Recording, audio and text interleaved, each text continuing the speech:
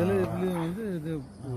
चाहिँ हामी बाउ छोरा यसो बिहान बिहान मर्निङ वाक गर्दै यसो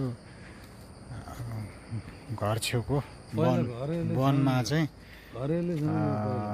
यसो मर्निङ वाक गर्दै यसो हरियाली दृश्य अवलोकन गरिँदैछ। यहाँनिर त्यहाँ पर बरको रुख छ। बर मात्रै नभइकन के पिपल पनि रहेछ। बर पिपलको चौतारा रहेछ। हाम्रो घर छेउमा पनि यस्तै बर पिपलको चौतारा छ। यसो छुट्टै अब हिन्दू परम्परा अनुसार छुट्टै किंवदन्तीहरू छन्। त्यो चाहिँ मलाई अलिक सबै थाहा भएन।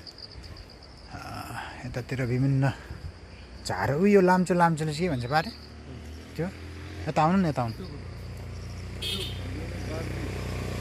बाब्यो यसैको बाब्यो बनाउने। यो चाहिँ बाब्यो रे, बाब्योको हो। यहाँनिर बाब्योको चाहिँ डोरीहरू बुनिएका हामी चाहिँ थाहा गर्न सक्छौँ। यो चाहिँ अब बर पिपलको चौतारो मन्दिरहरू छ। भाले यसो ढोकभेट पनि गर्नुहुन्छ। उतातिर सालका रुखहरू छन्। यो चाहिँ इपिलिपी भन्नुभयो जस्तो लागेको थियो। इपिलिपी र सिरिसको बोट झन्डै झन्डै उस्तै हुन्छ।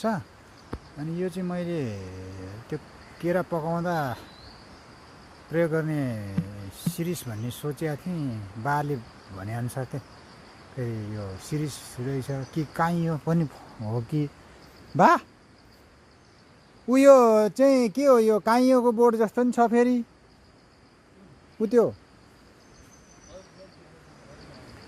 अघि तपाईँले इपिलिपी भने जस्तै छ। कता तपाईँ कति 2 राउन्ड गरिसक्नुभयो कि 1 राउन्ड मात्रै? बा फेरि यता धर्म कर्ममा व्यस्त हुनुहुन्छ। बर पिपललाई ढोक्दै हुनुहुन्छ। छोरा क्रिस्चियन, बाउ अब तर पनि हाम्रो त्यस्तो त्यो भेदभाव छैन। बाले आफ्नो तरिकाले गर्नुहुन्छ, म आफ्नो तरिकाले गर्छु। उयो त्यो पनि इपिलिपीको त्यस्तै त्यो काइयो जस्तै फल्दो रहेछ त। गाईको पात ठुलो हुन्छ। त्यही त त्यो चाहिँ फल्दो रहेछ नि त। त्यो फल्दो रहेछ त्यस्तै। गाईको पात भने त्यस्तो हुन्छ। त्यस्तो चाहिँ त्यो टाढा कस्तो रे काइयोको पात चाहिँ अलि ठुल्ठुला?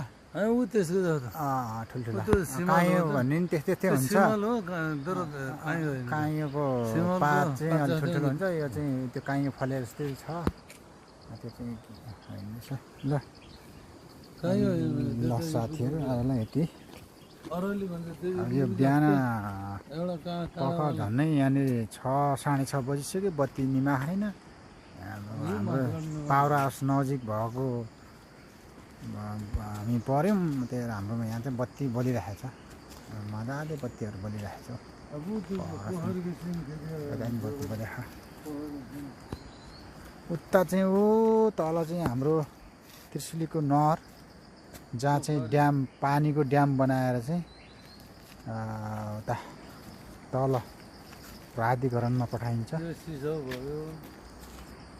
उता फेरि हिमालहरू पनि छन् पर।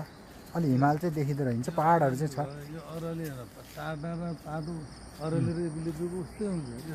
ए यो फेरि अरली भने चाहिँ फेरि यो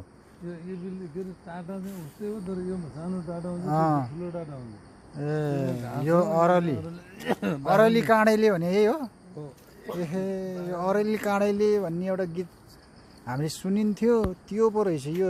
अब यो र फेरि यो इपिलिपी भनेको उस्तै देखिँदो रहेछ ऊ परको। यो फेरि त्यस्तै फल पनि त्यसको फल छ। इपिलिपीमा काँडा हुँदैन, अरलीमा चाहिँ काँडा हुन्छ। त्यो गीतमा पनि अरली काँडैले भन्ने एउटा गीत पुरै भाइरल भएको थियो एकताका। ल आजलाई यति नै हो।